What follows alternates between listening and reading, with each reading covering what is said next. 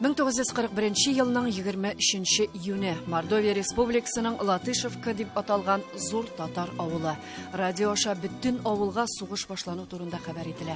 Төрле яшьтәге иратлар ирекле ярдәмчеләр отрядына китә. 3 көнлек азык таратып барысында Саранскига озаталар. Алар арасында 16 яшьлек Салах Бәхтияров та була. Эшелонга алып бардылар безне. Смоленскийга 70-30 чакрым километрдан төшерделәр. Аяк өстендә немецларга каршы бардык. Шуннан соң немецларны кудык. Смоленсканы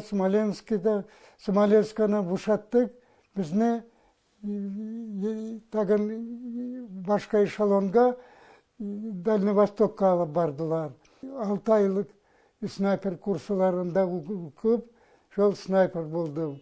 Салах ага Бәхтияров сугышта снайпер була, бик күп хәрби өйрәнүләр уза. Ниһаять 1945 елның мае бөек җиңү турында игълан ителә.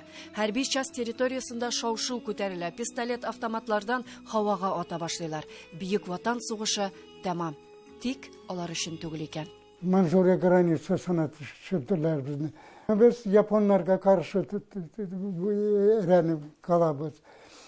Шулай күп оттуда пошли это самое на территории Кореи. Корею освободили и закончили войну.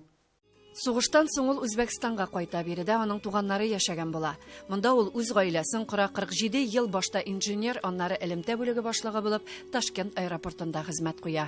Безнең каһарманыбыз бүген 4 оныгын һәм 2 оныкчыгын сөюче бәхетле бабай, аңа 96 яшь тула. Хәзерге буын үз чиратында Салах ага кебек каһарманнарга аларның батырлыгы, көчле рухы һәм ирекле җиребез өчен мәңге рәхмәтле булачак. Бүгенге молодежьга инде яхшылык, саулык булсын. Тынычлы булып үтсен. Шундый ырышларга, сугышларга булмасын. Яшь егетләргә, яшь балаларга укышлары яхшы барсын. Ләйсәнә Садретдинова, Сарбина Скаримова, Татарлар, Ташкент.